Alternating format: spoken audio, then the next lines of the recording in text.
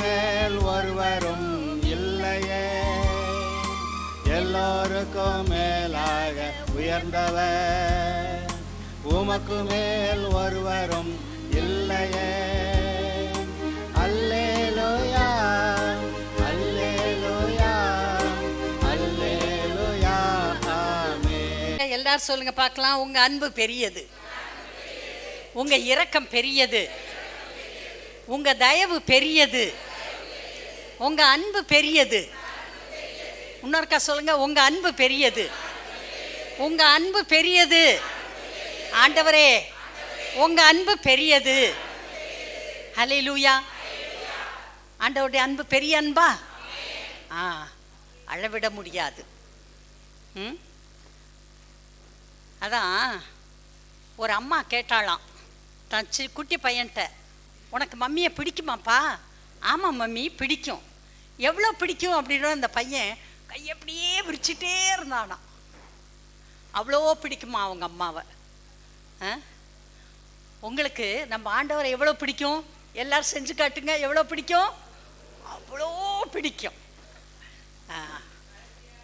சொல்லுங்க, பக்கத்தில் இருக்கவங்கள பார்த்து சொல்லுங்க, ஆண்டவருடைய அன்பு அளவிட முடியாதது. அவர் என்னை அளவிட முடியாத ஆசீர்வாதங்களால் நிறைத்திருக்கிறார். அல்லேலூயா. எஸ்.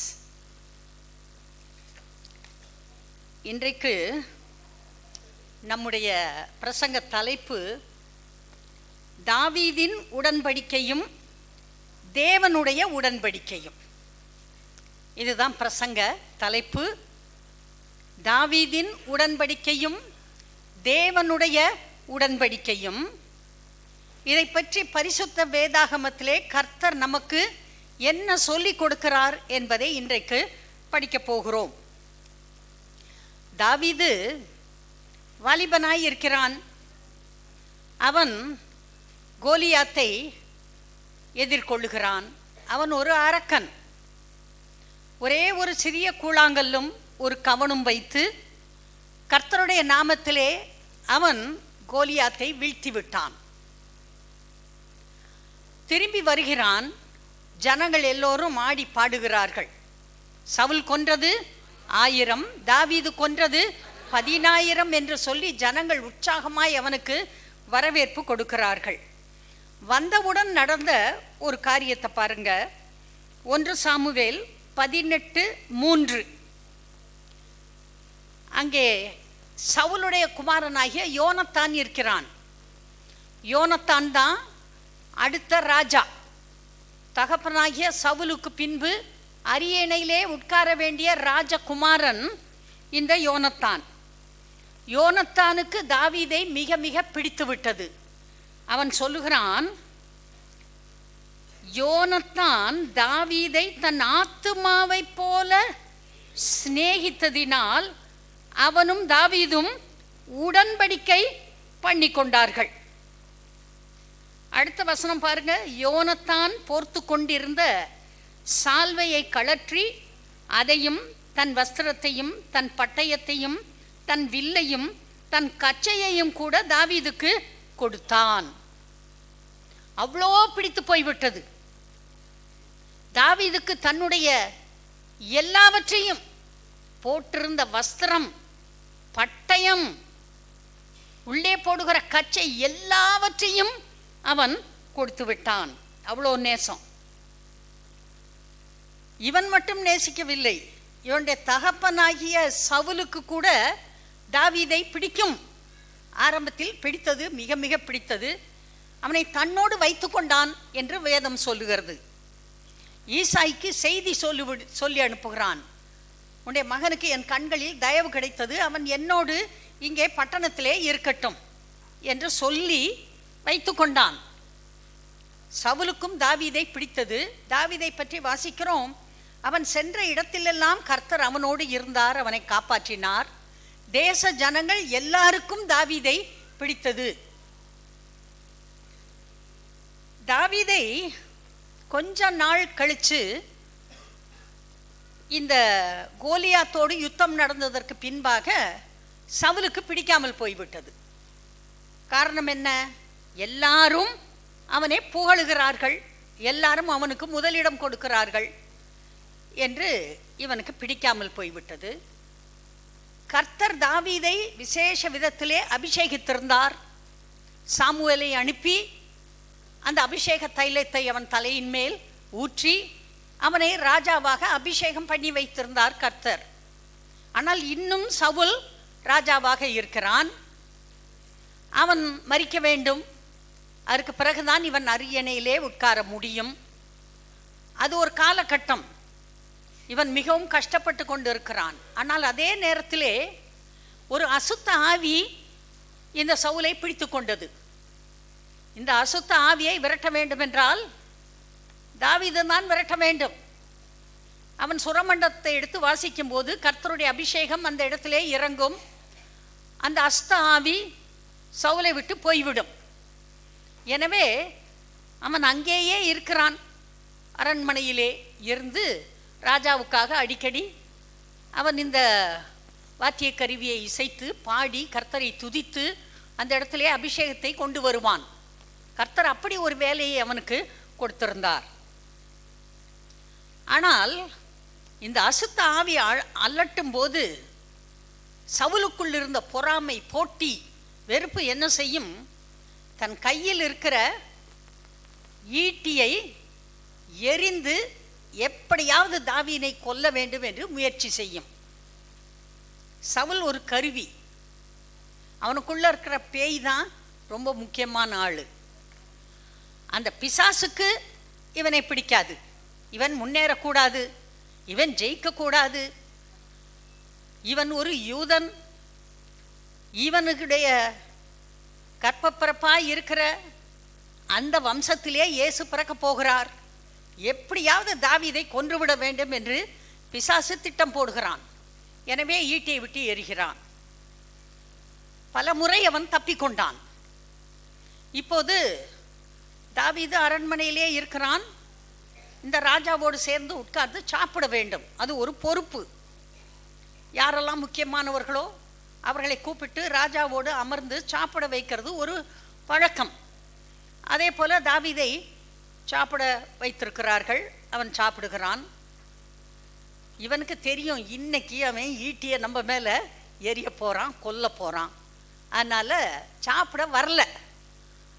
அவன் போய் யோனத்தான்கிட்ட சொல்கிறான், உங்கள் அப்பா நிச்சயமாக என்னைய கொல்ல போகிறாரு அப்படின்னு.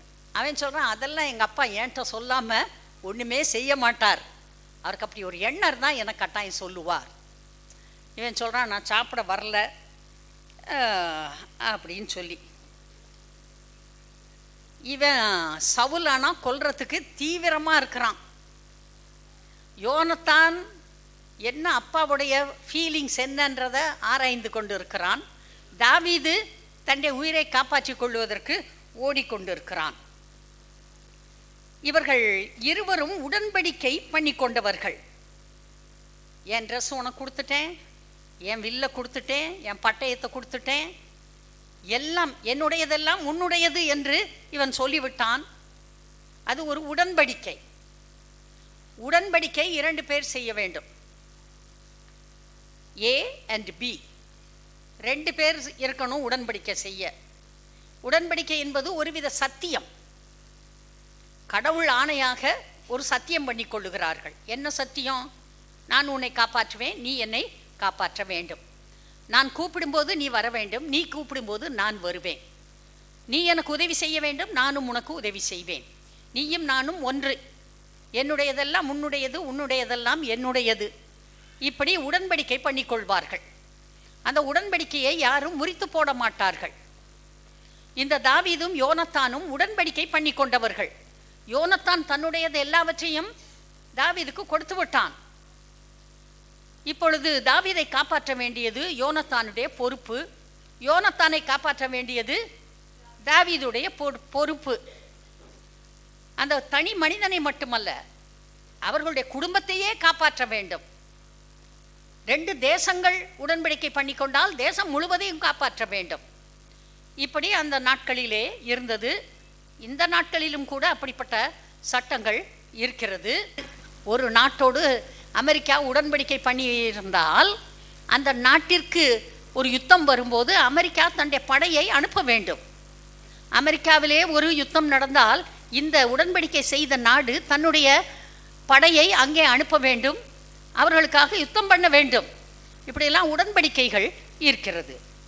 சரி, இந்த உடன்படிக்கையை அடிக்கடி ஞாபகப்படுத்திக் கொள்ளுவார்கள்.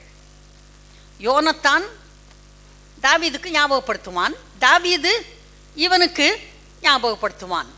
இப்போ தாவீது சொல்கிறான், உங்கள் அப்பா என்னை சாப்பிட வர்றப்ப கொல்ல போகிறாரு, ஆனால் நீயும் நானும் உடன்படிக்கை செய்திருக்கிறோம், நாம் உடன்படிக்கைக்கு உட்பட்டவர்கள் என்பதை ஞாபகப்படுத்துகிறான். 1 சாமுவேல் 20:8 இது என்ன சொல்லுகிறது?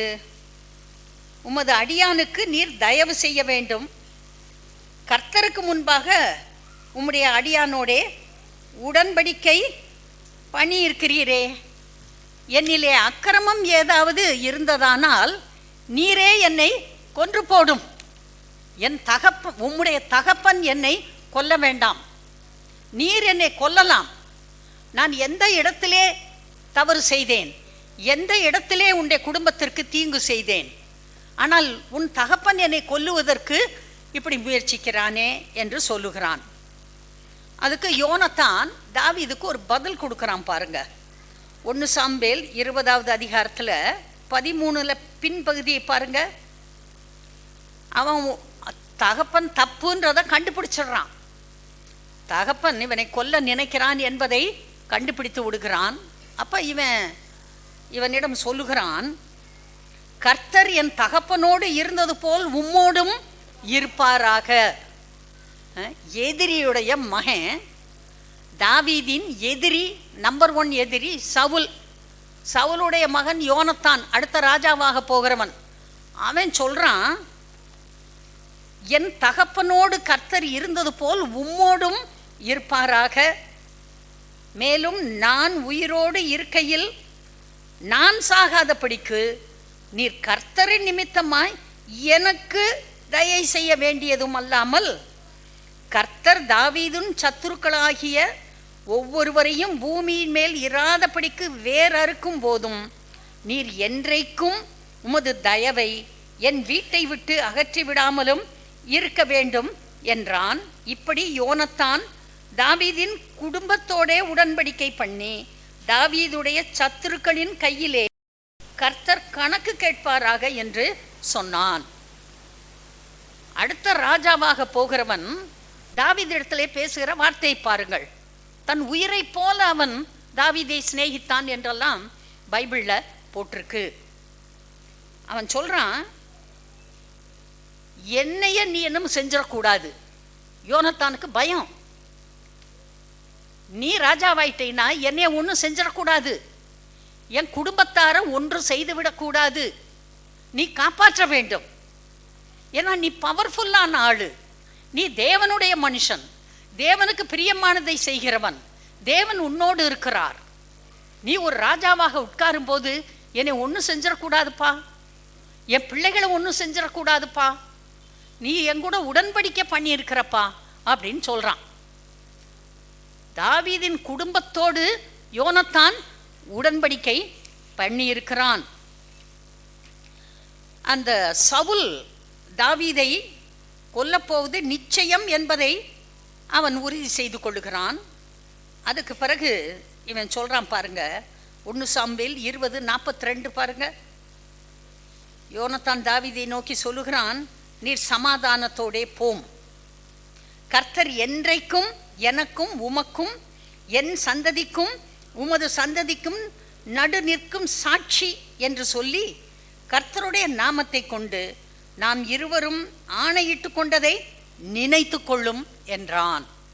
ஞாபகப்படுத்துறான், நம்ம 2 பேரும் ஆணையிட்டு கொண்டோம், உடன்படிக்கை செய்து கொண்டோம், என் குடும்பத்துக்கும் உன் குடும்பத்திற்கும் உடன்படிக்கை இருக்கிறது, என்னை நீ கொல்லக்கூடாது, என் பிள்ளைகளை நீ கொல்லக்கூடாது, கர்த்தர் தான் உமக்கும் என் சந்ததிக்கும் உமது சந்ததிக்கும் நடு நிற்கும் சாட்சி என்று ஞாபகத்தில் வச்சுக்கோ அப்படின்னு சொல்லி அனுப்புகிறான். அதுக்கு பிறகு நடந்த காரியங்கள் நாம் அறிவோம்.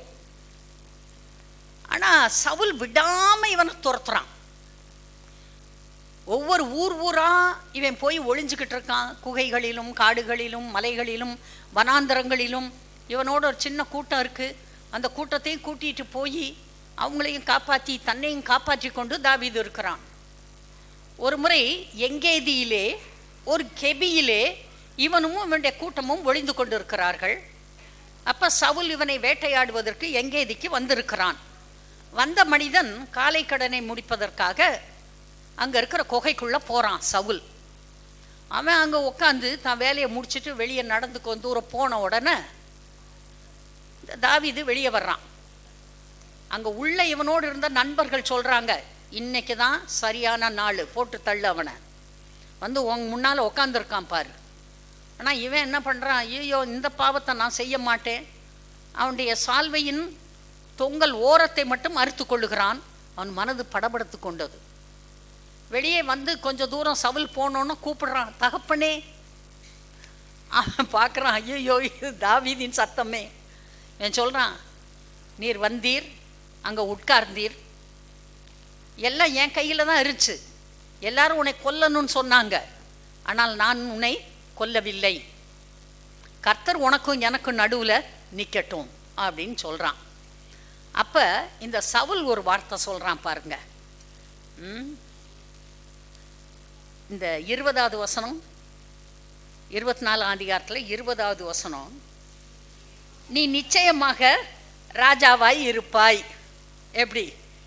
எதிரி சவுல் இவங்கிட்ட பேசுகிறான் தாவீதுக்கிட்ட, நீ நிச்சயமாய் ராஜாவாய் இருப்பாய், ராஜ்யபாரம் உன் கையில் நிலைவரப்படும்.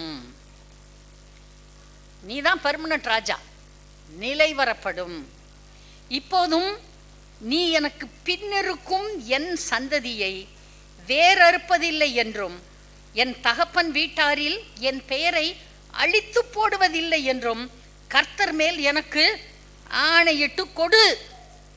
எப்படி இந்த சின்ன பையனை போட்டு நெருக்கிறான் பாருங்க. நீ தான் ராஜாவாக போகிற, ராஜ்யபாரம் உன்கிட்ட தான் இருக்க போகுது. ஆனால் நீ ஒன்று செய்யணும். என்ன செய்யணும்?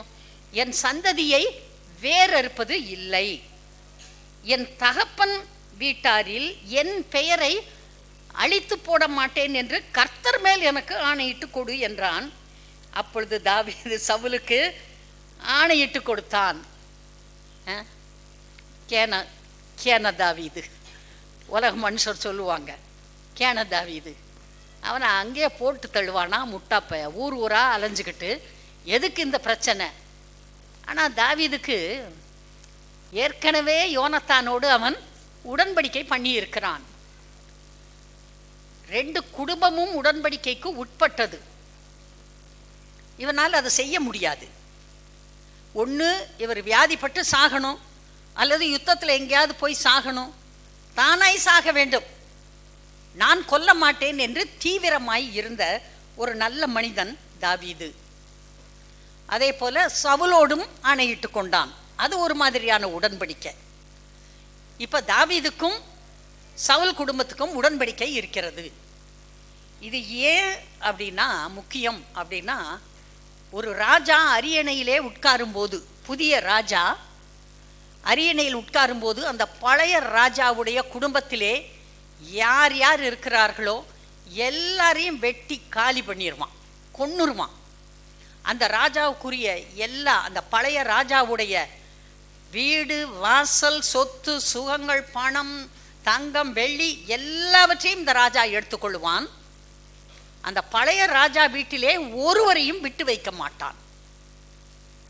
ஏன்? ஒருத்தனை விட்டு வச்சிருந்தா கூட அவன் எங்கேயாவது போய் பெரிய ஆளாகி ஒரு கூட்டத்தை கூட்டிட்டு வந்து நேர்மையாகவோ தந்திரமாகவோ தன்னை கொன்று விடுவான் என்ற பயம் எல்லா புதிய ராஜாவுக்கும் வரும். ஆகவே பழைய ராஜாவை குடும்பத்தை வேறறுத்துருவாங்க, ஒருத்தர் இல்லாதபடிக்கு அழித்து போட்டு விடுவார்கள். இதுதான் பழக்கம். அன்றைய பழக்கம் அதுதான், இன்றைய பழக்கமும் அதுதான். எச்சரிக்கையாக இருக்க வேண்டும். வேறறுத்து விடுவான். அதுக்கு தான் இந்த உடன்படிக்கையை பண்ணிக்கிறது, கர்த்தர் பேரை சொல்லிக்கிறது, அங்கே பாதுகாப்பாக இருந்து கொள்வது. இந்த குடும்பத்திலே ஒரு காரியம் நடக்கிறது, என்னன்னு சொல்லிட்டு பார்க்கலாம்.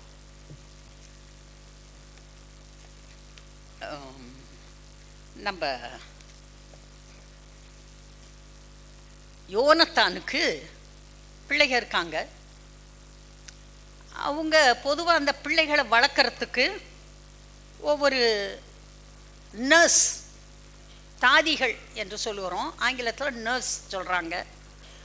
ஒரு பிள்ளைக்கு ஒரு அம்மா, அவங்க தான் அவங்கள தூக்கணும், குளிக்க வைக்கணும், அவங்கள காப்பாற்றணும், சாப்பாடு கொடுக்கணும், எங்கேயும் போகணும் வரணும். அவங்க அம்மா ஸ்தானத்தில் இருந்து வேலையை செய்யக்கூடிய தாதிகளை வைத்திருப்பார்கள்.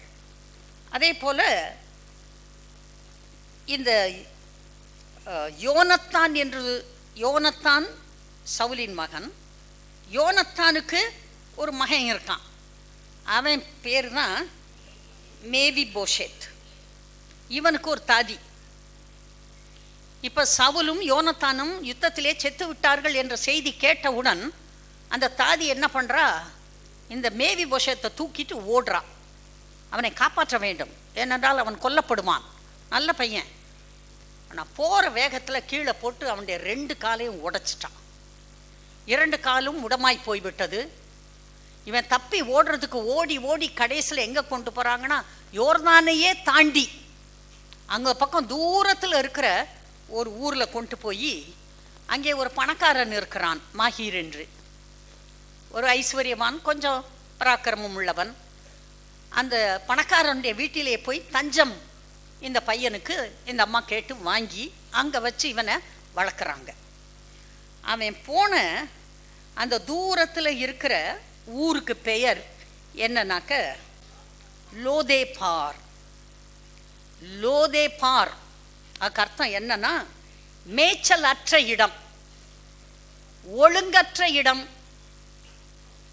தலைவன் அற்ற இடம், பாதுகாப்பு அற்ற இடம். எப்படி இடத்துக்கு கொண்டு போயிருக்கா பாருங்க தாதி. ஒரு ராஜாவுடைய பேரன் போய் இருக்கிறான், மேய்ச்சல் இல்லாத ஒரு இடத்திலே, எந்த வருமானமும் எந்த ஆசீர்வாதமும் இல்லாத ஒரு இடத்திலே கொண்டு போய் அவனை வைத்திருக்கிறாள். இந்த மேவி போஷேத் என்ற பெயருக்கு அர்த்தம் என்னன்னாக்க, வெட்கக்கேடானவன், வெட்கக்கேட்டை நீக்குகிறவன், அதை மறைக்க, வெட்கக்கேட்டை மறைக்க ஒளிந்து கொண்டு இருப்பவன். இதெல்லாம் தான் அந்த பேருக்கு அர்த்தம். எப்படிதான் தேடி பிடிச்சி பேர் வச்சானோ தெரியல. அங்கே இஸ்ரவேல் தேசத்தில் ஒவ்வொரு பேருக்கும் ஒரு அர்த்தம் உண்டு. ஊர் பேருக்கு ஒரு அர்த்தம் உண்டு. பிள்ளைங்க பிறந்தா பேர் வச்சா அதுக்கு ஒரு அர்த்தம் உண்டு. வீட்டுக்கு ஒரு பேர் வச்சா அதுக்கு ஒரு அர்த்தம் உண்டு. கிணத்துக்கு ஒரு பேர் வச்சா அதுக்கு ஒரு அர்த்தம் உண்டு. ஒவ்வொன்றுக்கும் ஒவ்வொரு பெயர் வைப்பார்கள், ஒரு அர்த்தம் இருக்கும். இவனுக்கு இப்படி அர்த்தம், ஒரு வெட்கக்கேடான நிலைமையிலே இந்த மனிதன் இருக்கிறான். இப்போ தாவீது ராஜாவாயிட்டான், அவனுக்கிட்ட தேசம் ஒருமைப்பட்டு இருக்கிறது. 2 சாமுவேல் 9ஆம் அதிகாரம்.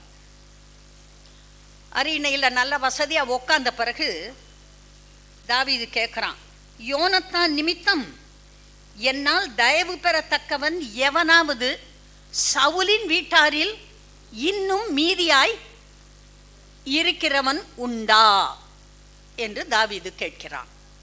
யோனத்தான் நிமித்தம், ஏனென்றால் நான் அவனோடு உடன்படிக்கை பண்ணியிருக்கிறேன், அவன் நிமித்தம் நான் ஏதாவது செய்ய வேண்டும், அதுக்கு சவுலின் குடும்பத்தில் யாராவது இருக்காங்களா?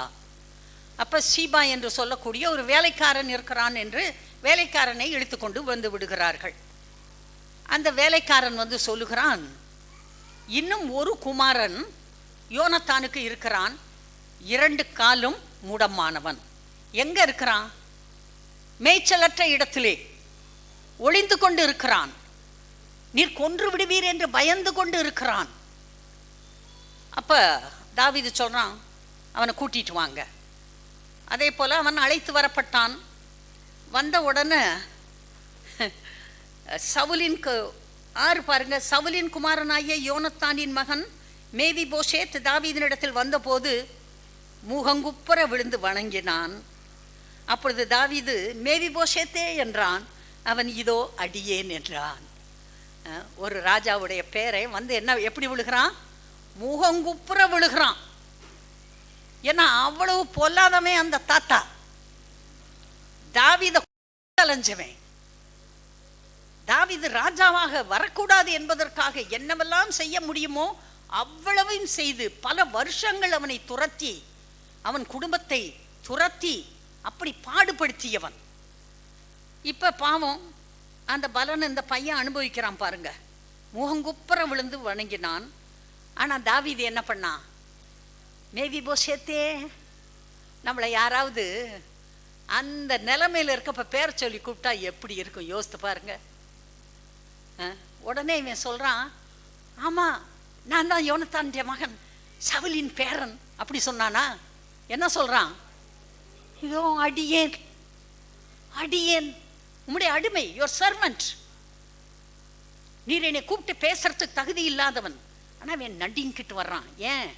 இன்னைக்கு இந்த ராஜா நம்மளை போட்டு தள்ள போறான், வேற இருக்க போறான். அவன் பயந்துக்கிட்டு தான் வர்றான். ஆனா இவன் என்ன சொல்றான்? வா பேரை சொல்றான். தாவீது அவனை பார்த்து, நீ பயப்படாதே. அடேயப்பா, எவ்வளோ பெரிய ஆறுதல் வார்த்தை. நீ பயப்படாதே, உன் தகப்பனாகிய யோனத்தான் நிமித்தம், அவனோடு நான் செய்த உடன்படிக்கை நிமித்தம், நீ யோனத்தானுடைய மகனாய் இருப்பதன் நிமித்தம் நான் நிச்சயமாய் உனக்கு தயை செய்து உன் தகப்பனாகிய சவுலின் நிலங்களை எல்லாம் உனக்கு திரும்ப கொடுப்பேன். நீ என் பந்தியில் நித்தம் அப்பம் புசிப்பாய் என்றான். அப்பொழுது அவன் வணங்கி, செத்த நாயை போல் இருக்கிற என்னை நீர் நோக்கி பார்க்கிறதற்கு உமது அடியான் எம்மாத்திரம். என்னை ஏன் பார்க்குறீங்க? ஏனென்றால் உன் தகப்பனோடு நான் செய்த உடன்படிக்கை, நான் கர்த்தருக்கு முன்பாக உடன்படிக்கை பண்ணியிருக்கிறேன். உன்னை காப்பாற்றுவது என்னுடைய பொறுப்பு. நீ நித்தம் இங்கே என் ஊரிலே என் வீட்டிலே என்னோடு கூட இருக்க வேண்டும். நித்தம் அப்பம் புசிப்பாய். அது மட்டுமல்ல, அந்த வேலைக்காரனை கூப்பிட்டு சவுலுக்கு, சவுலுடைய வீட்டாரில் இருக்கிற எல்லாருக்கும் இருக்கக்கூடிய சொத்து சுகங்களை ஒன்று சேர்க்கணும். 9 பாருங்க. ராஜா சவுலின் வேலைக்காரனாகிய சீபாவை அழைப்பித்து அவனை நோக்கி, சவுலுக்கும் அவன் வீட்டார் எல்லாருக்கும் இருந்த யாவையும் உன் எஜமானுடைய குமாரனுக்கு கொடுத்தேன். எப்படி? ராஜா வாயில சொன்னதுதான். எவன் சவுல் பிள்ளைகளுடைய இடத்த, சவுலின் இடத்த பிடிச்சிட்டு உட்காந்துருக்கானோ அவன் எல்லாத்தையும் தூக்கிட்டு துண்டக்கானா துணியக்கானான்னு ஓடி போயிடணும். கொன்னே விடுவான் தாவீதுன்னு தெரியும். எல்லாத்தையும் உன்னுடைய குமாரன் கொடுத்தேன். நீ என்ன பண்ணு? நீ போய் அந்த நிலத்தை பயிரிடு, வேலை செஞ்சு சும்மா இவன் உட்காந்து சாப்பிட்றான்னு நினைக்காத. போடா, போய் வேலையை செய். சவுளுடைய நிலங்கள், அவனுடைய பிள்ளைகளுடைய நிலங்கள் எல்லாவற்றிலும் போய் நீ வேலை செய்து அந்த குடும்பத்தார் சாப்பிட்றதுக்கு சாப்பாடு உண்டாக்கு. 10 பாருங்க. அந்த நிலத்தை பயிரிட்டு அதன் பலனை சேர்ப்பாயாக. உன் எஜமானுடைய குமாரன் மேவிபோஷேத் நித்தம் என் பந்தியிலே அப்பம் புசிப்பான் என்றான். 11 கடைசி பாருங்க. ராஜகுமாரரில் ஒருவனை போல மேவிபோஷேத் என் பந்தியிலே ஆசனம் பண்ணுவான் என்று ராஜா சொன்னான். எப்படி?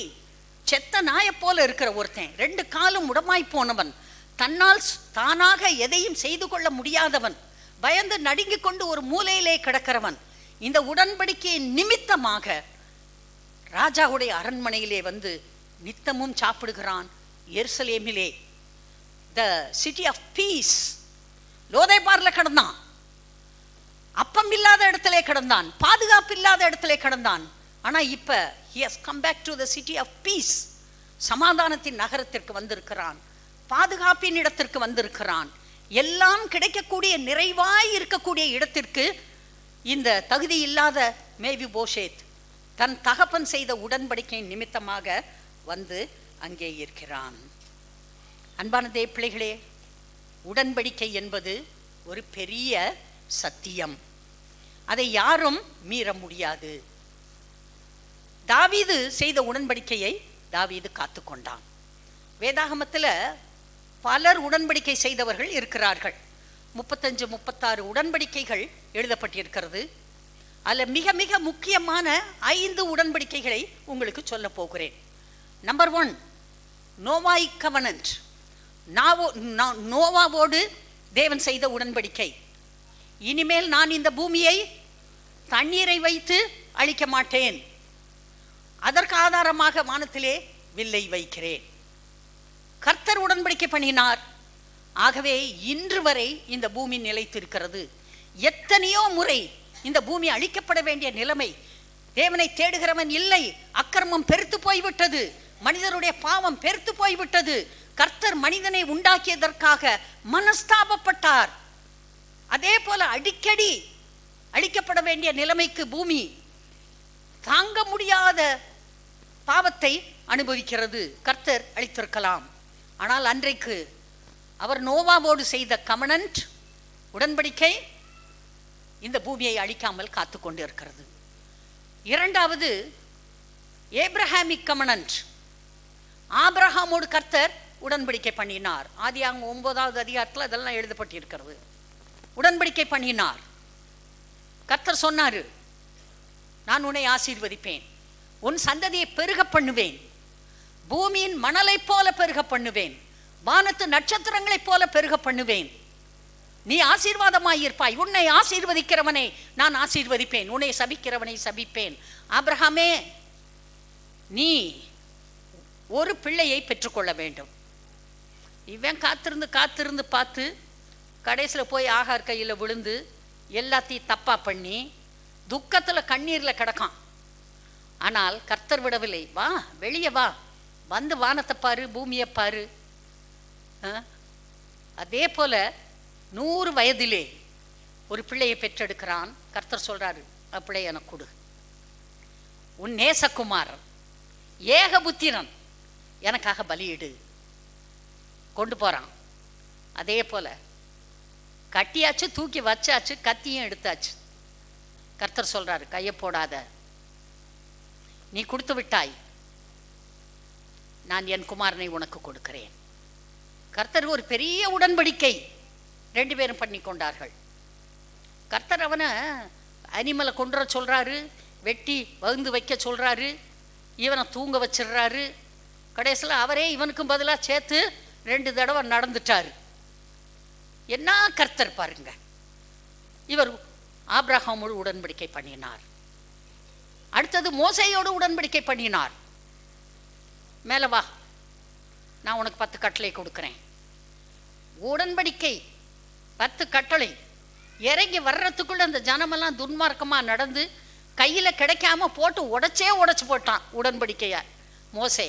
கர்த்தர் பார்த்தாரு, டேய் உடைச்சிட்டியா நீ, திரும்ப ஏறி வாடா, திரும்ப 40 நாள் சாப்பிடாத, அப்பம் புசிக்காத, தண்ணி குடிக்காத இரு.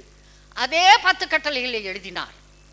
உடன்படிக்கை, இதை நீ கை கொள்ளணும், கை கொண்டா உனக்கு ஆசீர்வாதம், இதை முறித்து போட்டா சாவுதான். அதை வைப்பதற்கு உடன்படிக்கை பெட்டியை வைக்க சொன்னார். அதுக்குள்ளதான் அந்த 10 கட்டளைகளை மோசே வைத்தான்.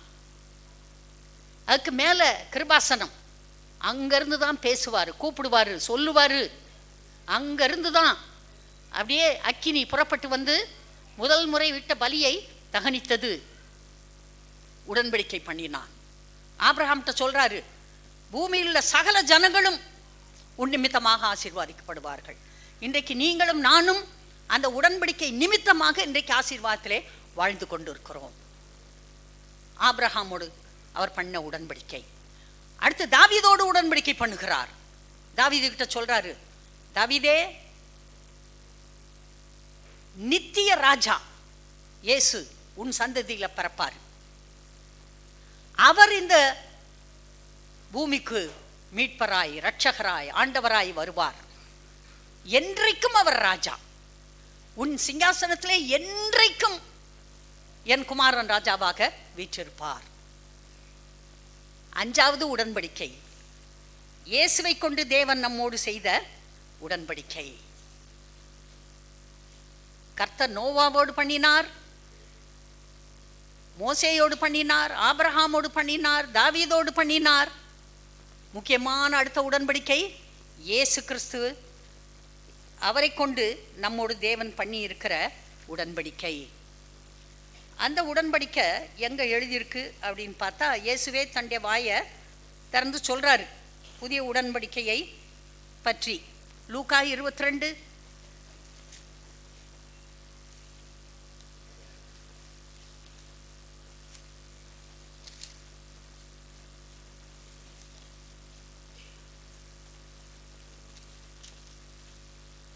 லூக்கா 22 19 20 பாருங்க. பின்பு அவர் அப்பத்தை எடுத்து ஸ்தோத்திரம் பண்ணி அதை பிட்டு அவர்களுக்கு கொடுத்து, இது உங்களுக்காக கொடுக்கப்படுகிற என்னுடைய சரீரமாய் இருக்கிறது, என்னை நினைவு கூறும்படி இதை செய்யுங்கள் என்றார். போஜனம் பண்ணின பின்பு அவர் அந்தபடியே பாத்திரத்தையும் கொடுத்து, இந்த பாத்திரம் உங்களுக்காக சிந்தப்படுகிற என்னுடைய இரத்தத்தினால் ஆகிய புதிய உடன்படிக்கையாய் இருக்கிறது. இது புது உடன்படிக்கை, உங்க கூட பண்றேன், மனுக்குலத்தோட பண்றேன். சரீரம் பிற்கப்படும், ரத்தம் சிந்தப்படும். என்னுடைய சரீரம் பிற்கப்படுகிற அந்த சரீரம் உங்களுக்கு சுகத்தை கொடுக்கும், நீடிய வாழ்வை கொடுக்கும், தீர்க்காயுசை கொடுக்கும். உங்களுக்காக சிந்தப்படுகிற என்னுடைய ரத்தம் உங்களை மறுபடி பிறக்க பண்ணும், புதிய ஆளாக மாற்றும். தேவனுடைய பிள்ளையாவீர்கள், நீதிமானாக, பரிசுத்தவானாக, தேவனுடைய சொந்த பிள்ளையாக அது மாற்றும். அந்த ரத்தம் இயேசுவின் ரத்தம். இதுதான் கர்த்தர் கொடுத்திருக்கிற புதிய உடன்படிக்கை. இயேசுவை ஏற்றுக்கொள்ளும் போது பழைய மனுஷன் புதிய மனுஷனாக மாறுவதில்லை. பழையவன் செத்தே போயிடுறான், புதிய மனிதன் பிறக்கிறான். இது மறுபிறப்பு. கர்த்தர் வாய்ப்பை கொடுக்கிறார். எதற்காக? தேவ பிள்ளையாக வாழ்வதற்கு, பூமியிலேயே வாழ்வதற்கு, பாவம் செய்யாமல் வாழ்வதற்கு, பரிசுத்தமாய் வாழ்வதற்கு கர்த்தர் வாய்ப்பை கொடுக்கிறார்.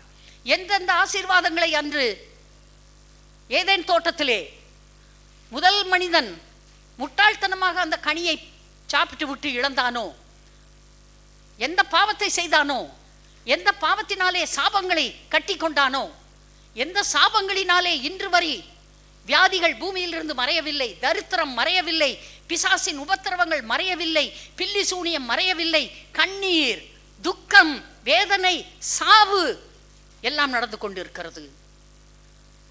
முதல் மனிதன் செய்த பாவம். ஆனால் இயேசு செய்திருக்கிற உடன்படிக்கை உங்களுக்கு விடுதலையை கொடுக்கக்கூடியது, உங்களுக்கு ஜெயத்தை கொடுக்கக்கூடியது, உங்களை மேலாக வைக்கக்கூடியது, உங்களை வாலாக்காமல் தலையாக வைக்கக்கூடியது, நீங்கள் விரும்புகிறதை பெற்றுக்கொள்ளக்கூடியது. ஆனா அப்புறம் ஏங்க இன்னும் சாவெல்லாம் நடக்குது?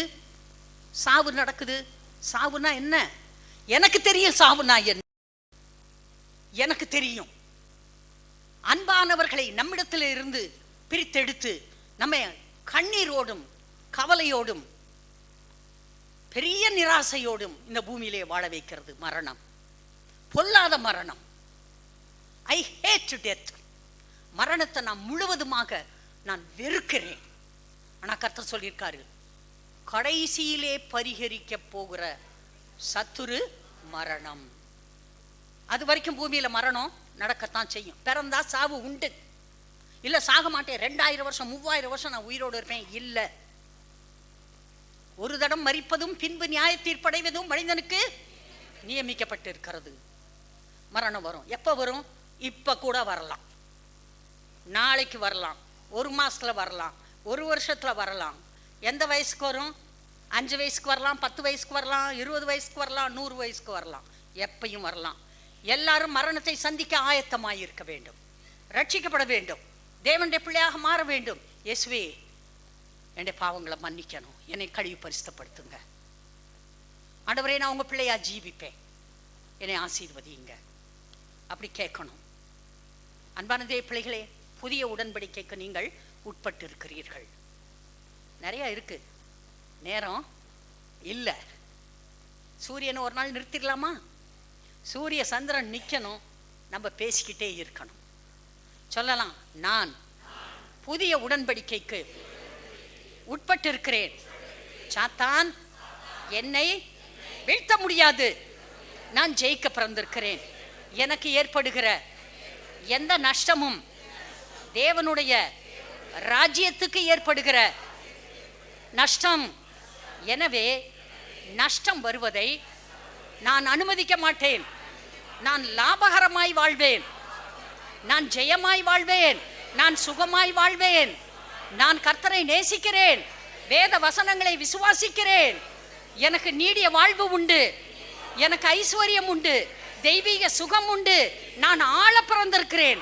நான் போன்னு சொன்னா பிசாசு போய் தான் ஆகும். ஹல்லேலூயா. ஒரு ஒரு ஒரு ஊழியக்காரர் ஆலன், ஆலன், நல்ல வல்லமையான ஊழியக்காரர், ஊழியம் செய்து கொண்டு இருக்கிறார். அங்கே ஒரு நாள் 1950 வருஷத்தில் ஒரு அம்மா வர்றா. அவள் 250 கிலோமீட்டர் ட்ராவல் பண்ணி வந்திருக்கிறா ஒரு பிள்ளையை தூக்கிட்டு. அந்த பிள்ளை என்னன்னாக்க, இது வரைக்கும் அந்த ஊரில் அப்படி ஒரு மோசமான பிள்ளை பிறந்ததே இல்லை. கண்ணு பார்க்காது, ஒரு கிரே கலரில் ஒரு மூடி, திக்கான ஒரு மூடி தான் இருக்கும். காது கேட்காது, வாய் பேசாது, நாக்கு எப்பயும் நீட்டிட்டு தான் இருக்கும். கால் வளர்ச்சி இல்லை, அது சுருண்டு போய் அங்கே இருக்கும். அப்படி ஒரு பிள்ளை. அந்த அம்மா ஆஸ்பத்திரியில் ஒவ்வொரு இடமா கொண்டு போய் ஒன்றும் நடக்கலை. கடைசியில் ஒரு டாக்டர் சொல்லியிருக்காரு, இந்த அம்மா உன் பிள்ளைக்க கடவுளால் மட்டும்தான் சுகமாக்க முடியும். அவர் வெறுத்து போய் சொல்லியிருக்காரு. அந்த அம்மா தெய்வ வாக்கா அந்த வார்த்தையை எடுத்துக்கிட்டாங்க. கடவுளால் மட்டும் சுகமாக்க முடியும், கடவுளால் சுகமாக்க முடியும், என் பிள்ளைய சுகமாக்க முடியும். ஆலன் மீட்டிங்க்கு 250 கிலோமீட்டர் ட்ராவல் பண்ணி இது போயிருக்கு. பாவம் போல அறிவு படிப்பறிவு ஒன்றும் இல்லை, ஆனால் கடவுள் குணமாக்கிடுவார். பிள்ளைய தூக்கிட்டு போகுது. அங்கே போனால் ஒரு ஹாலில் ஒரு 100-200 பேர் உட்காந்துருக்காங்க. ஆலன் இருந்து பிரசங்கம் பண்ணிகிட்டு இருக்காரு. அப்போ பிரசங்கம் முடிஞ்சிருச்சு. ஏசு அந்த அம்மா ஏற்று விடுச்சு. இந்த பிள்ளைய அவர் கையில் கொடுக்குது. அவர் பார்க்குறாரு, என்னடா இது இப்படி ஒன்றா? ஜோம் பண்ணுறாரு. ஜோம் பண்ணிகிட்டே இருக்காரு. திடீர்னு கண்ணை திறந்து பார்க்குறாரு. 2 அழகான ப்ளூ கலர் நீல நிற கண்கள் இப்படி திறந்து பார்க்குது இவரை. அப்புறம் பார்க்குறாரு, நீட்டி இருக்க நாக்கு உள்ளே போயிடுச்சு. அப்புறம் பார்க்குறாரு, இந்த சுருண்டு கிடந்த கால் அப்படியே நீளமாச்சு, நார்மல் ஆயிடுச்சு, எல்லாமே சரியா போயிடுச்சு. உடனே அவர் கீழே பிள்ளையை இறக்கி விடுறாரு. இறக்கி விட்டோன்னே திரும்பி அவங்க அம்மா பார்த்து அம்மான்னு கூட்டிட்டு நடந்து ஓடுறான் அந்த பையன். ஹல்லேலூயா. அங்கே இருந்த 100-200 பேர் அதை பார்த்துக்கிட்டு இருக்காங்க. இவர் ஒன்றுமே சொல்லலை. அவன் வந்தவன் கண்ணாடியை தூக்கி எறிகிறான், கண்ணு தெரியுது. கட்டை வச்சுட்டு வந்தவன் கட்டையை தூக்கி போட்டு நல்லா நடக்கிறான். காது கேட்காதவன் காது கேட்குறான், வாய் பேசாதவன் வாய் பேசுகிறான். அன்னைக்கு அந்த ஹாலில் இருந்த எல்லாருக்கும் அற்புதம் நடந்ததுன்னு வாசித்தேன். எனக்கு தாங்கலை. புதிய உடன்படிக்கை தேவ பிள்ளைகளே, புதிய உடன்படிக்கை. நீங்கள் புதிய உடன்படிக்கைக்கு உட்பட்டவர்கள், சகல நன்மையும் பெற்று சம்பூர்ணமாய் வாழ வேண்டியவர்கள். நீங்கள் செய்ய வேண்டியதெல்லாம் ஒன்லி பிலீவ்.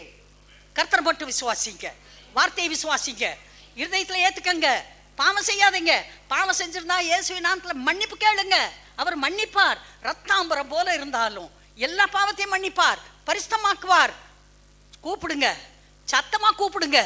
அவர் பதில் கொடுக்கிற வரைக்கும் விடாதீங்க. கூப்பிட்டுட்டே இருங்க, கூப்பிட்டுட்டே இருங்க. கர்த்தர் நிச்சயமாக உங்கள் தேவைகளை சந்திப்பார். உங்களுக்கு வேண்டிய அற்புதங்கள் நடக்கும், அதிசயங்கள் நடக்கும். நன்றாக பூமியிலே சந்தோஷமாக வாழலாம். Hallelujah. Okay, God bless you.